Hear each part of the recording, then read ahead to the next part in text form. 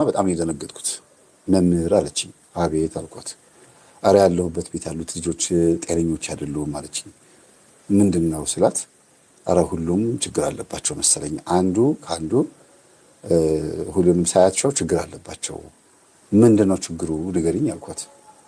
አባታቸው ይሁን ሌላ ወንድ የለም እዚህ ቤት ውስጥ፣ ግን ትምህርት ቤት ሊሆን አይችልም ብዬ አስባለሁ፣ ግን የተደፈሩ ናቸው።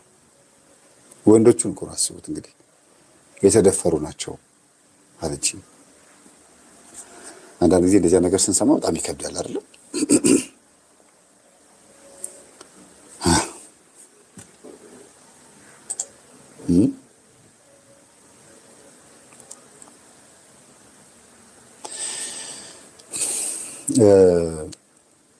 የልጆቹ መደፈር አይደለም የሚገርመው፣ እሱ ኦልሬዲ አይምሮአችን ለመደው መሰለኝ ትንሽ አይደል? እናንተ አራቱም ልጆቹ እኮ ናቸው። አራቱም ልጆቹ ተደፍረዋል።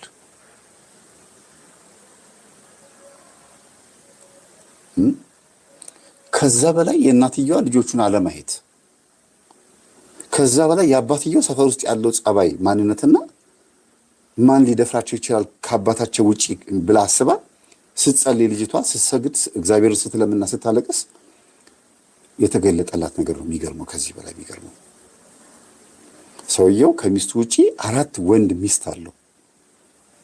4ቱም ወንድ ሚስቶቹ ደግሞ እቤት ይመጣሉ።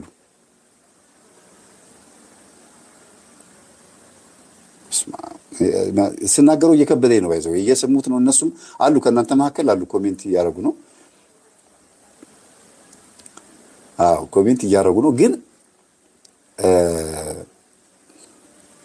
ለምን እኔ እንድናገረው እንደፈለጉ አልገባኝም። ብቻ አንተ ስትናገረው ይሻላል ብለኝ ነው። ለምን እነሱ ይከብዳቸዋል። እንዳናለቅስ ነው፣ አንተንም አናስወራህም፣ እያለቀስን ስለምናስቸግር እንባ በእንባ ስለምንሆን ነው ምናምን ብለው ነው እኔ ራሴ እዚህ ተጋፈጥኩት ከእናንተ ጋር። አራው ያስብላል አይደል? በስመ አብ ወወልድ ወመንፈስ ቅዱስ።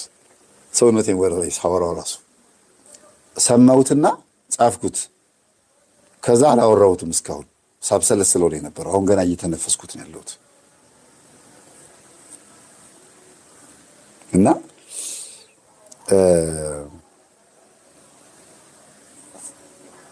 አባትየው 4 ሚስት አለው፣ ወንድ ሚስት ነው ያለው። ልጆቻችሁን ብታርቁ ደስ ይለኛል። ምናልባት ከሰሙት እንዳይጨነቁ፣ ለአባታቸው ጥላቻ እንዳያድርባቸው ትንሽ አርቁ። ተፈታተነኝ እናንተ ባቆሙ እንዴ! በስላሴ በጣም እየከበደኝ ነው ሳቀርበው። አይደለም ለልጆች ለአዋቂ ራሱ ከባድ ነው። ቤተሰቦች ግን ምን እናድርግ እንግዲህ። ምን ብዬ ነው የጻፍኩላችሁ? አቤቱ ማረን ይሄን ማለት ይሄን ነው ብዬ ነው የጻፍኩት አይደለም? አቤቱ ማረን ማለት ይሄን ነው። ቤት ውስጥ ያልተደፈረ የለም። ሚስቱንም ያው ሚስቱ ናት። ሁሉንም ተገናኝቷል ይሄ ሰውዬ ማለት ነው። ሰራተኛዋ ብቻ ነች ከሱ ጋር ያልተኛችው።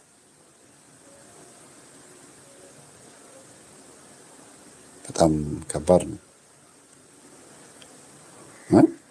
ቀዳዳ አይመርጥም። እንዴት ነው ያወቀችው? በጸሎት ነው። መጀመሪያ ህልሟን ማመን ከበዳት። ኧረ በስመ አብ እንዴት ይሆናል?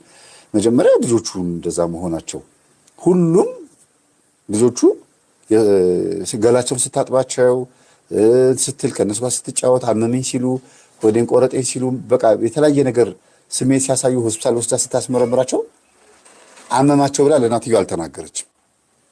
ማለት እንደ ቤተሰብ ስለሆነች ልጅቷ አስቤዛ እንኳን እንኪ ግዢ ተብሎ ነው የሚሰጣት።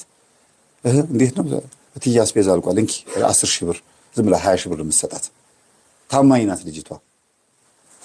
እና ጸሎቷን ስግደቷን አይታ ሚስትየዋ ትቀናባታለች። መቅናት ስላችሁ እንደው መንፈሳዊ ቅናት ነው። ታድለሽ በስመ አብ እኔ ምን አለ ጊዜ አግኝቼ እንደዚህ በሰገድኩላ ወይ ቻው ቻው በቃ ጸልይልኝ ምናምን ብላ ሄዳ ለቅ ነው የምትለው። ጠዋት ሲነጋ ቻው ቻው ልጆች ገና ባልየው ሳይወጣ ልጆቹ ትምህርት ቤት ቦርሳ ምናምን ይዘው ምናምን ቆሳቸውን እየበሉ ሚስትየዋ ቀድማ ነው የምትወጣው። እና ተደፍረዋል ልጆቹ። ስታስመረምራቸው ምንድን ነው ኧረ ዶክተር እኔ ያለሁበት ቤት ውስጥ ልጆቹ የሆነ ነገር ሆኗል። ይሄ ልጅ ብቻ አይደለም ሁሉም ናቸው። ከዛ ሁሉንም ቀስ በቀስ ዶክተሩ አምጫቸው ብሎ ሲመረመሩ ተደፍረዋል። እና አለቀሰ ዶክተሩ። አንቺ ቤት ሰራተኛ ነሽ አላት። በቃ እናትየዋ መስማት አለበት። ኧረ ቆይ መጀመሪያ ቆይ እናትየዋ ከመስማቷ በፊት ልጆቹ በሕክምና ትሪት መሆን አለባቸው። አንተ ጋር መምጣቴ ትክክል በሽታው መገኘቱ ሁሉ ነገር መታወቅ አለበት አለችው።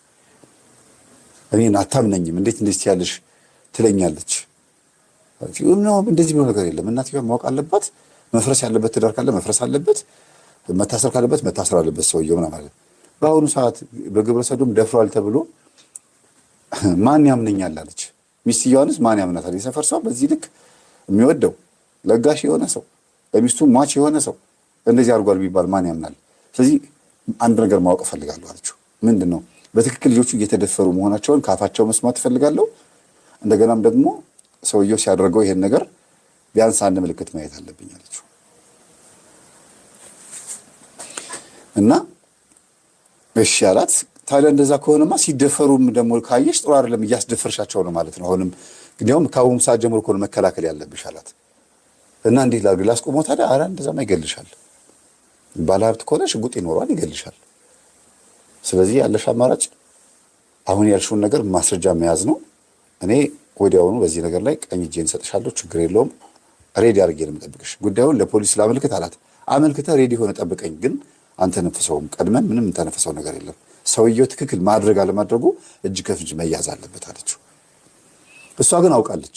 ለምን ህልሟን ስትነግሮ ለዶክተሩ አምኗታል። ግን ምንድነው ማስረጃ ነው የምትፈልገው፣ አላደረኩም ብሎ ሊክድ ስለሚችል ማለት ነው። መጀመሪያ ልጆቹን የጠየቀቻቸው አቡሽዬ አባቢ እንደዚህ አብራችሁ ትተኛላችሁ እንደዚህ ያሳመመሃል ስትለው ጊዜ እንደሱ አትበኝ ምናምን ብሎ የመጀመሪያው ልጅ ትንሹ ልጅ ወደ ስንት ዓመቱ መሰላችሁ? 6 ዓመቱ ምናምን ነው። በጣም ጮኸባት፣ በጣም ተቆጣት። ማለት በቃ እንዴት ነው ከተናገርክ እገልሃለሁ አይነት ነገር የተባለ አይመስልም። ክውን ያለችው አልልህም እኔ እኮ ስላየሆኝ ነው። እሺ አትንገር ብለው ከሆነ እኔ አልናገርብህም፣ ግን ላሳክምህ ነው፣ አባትህንም ተውልለው ነው፣ እንዳያሳምምህ ልመክረው ነው አለችው።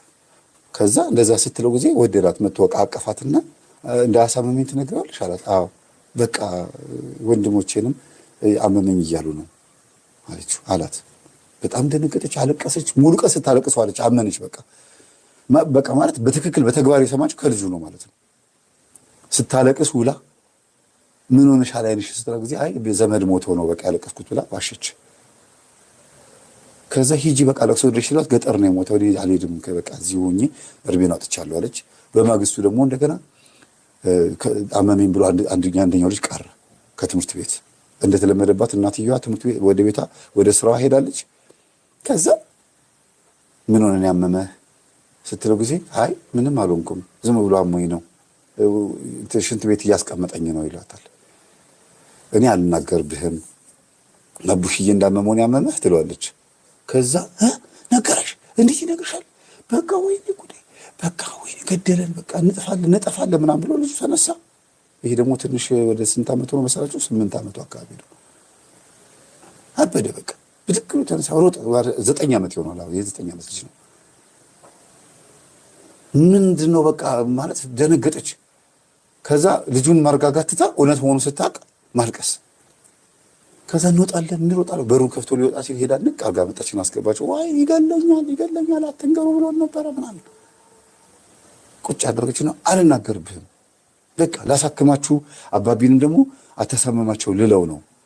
አይሆንም ይገልሻል አይሆንም ደምሽን ነው የሚያፈሰው ያላቸው ነው። እንግዲህ ደማቸውን ነው የሚያፈሰው ብሏቸዋል ማለት ነው። እንግዲህ ቅድም ያልኳችሁ ምንም አላሳጣቸውም። ሀብታም ትምህርት ቤት የሚማሩት ልጆቹ